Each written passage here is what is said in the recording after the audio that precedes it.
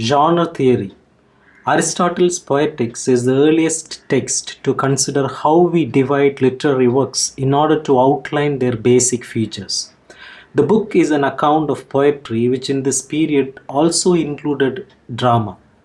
Aristotle defines three fundamental differences between different types of dramatic works: comedy, tragedy, and different types of poetry such as epic and lyric. These are differences in terms of harmony, meter, and melody, two differences in terms of the moral goodness of the characters, three differences in how the narrative is presented, whether a story is acted or told.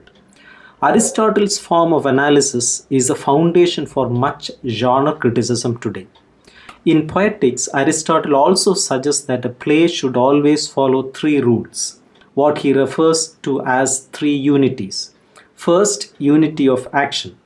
The narrative of a play should follow one event and have minimal subplots. Two, unity of time.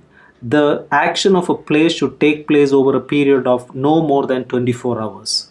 Three, unity of place. A play should exist in a single physical space and not represent more than one place.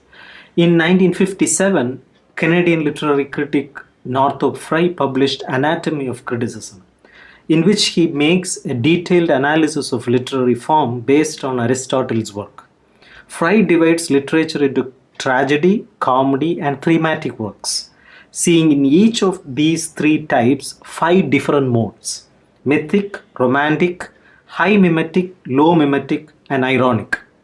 Frye suggests that rather than texts being divided by their subject matter such as fantasy or lyric, or by their length, epic or novel, they should be divided by what he calls presentation, the way in which the author communicates to the reader. In epos, the author speaks directly to the audience, that is storytelling. In fiction, author and audience are hidden from each other. In drama, author is hidden from the audience experiences content directly. In lyric, the audience is hidden from the author, that is, the speaker is overheard by hearers. In rhetoric fiction, Wayne Booth outlines the dominance of realism in fiction as a style that is implicated in the definition of genre. A novel, we are told, will be realistic, and if it is not, then what we are reading is not a novel but a romance. In Booth's American tradition, this stems back to the 19th century development of the novel, where the writers such as Hawthorne, Edgar Allan Poe, defined as romances, were contrasted to the emerging realist form. Booth argues that such definitions are dogmatic and limit what we perceive the novel to be. Booth suggests that these kinds of category exist only to allow us to decide quality, to say what fails and what succeeds. Through this, we define what we think people should read, what we call the great tradition or the canon. For Booth, realism is an attempt to create what he calls simulation, the sense that the action goes on without authorial invention or presence.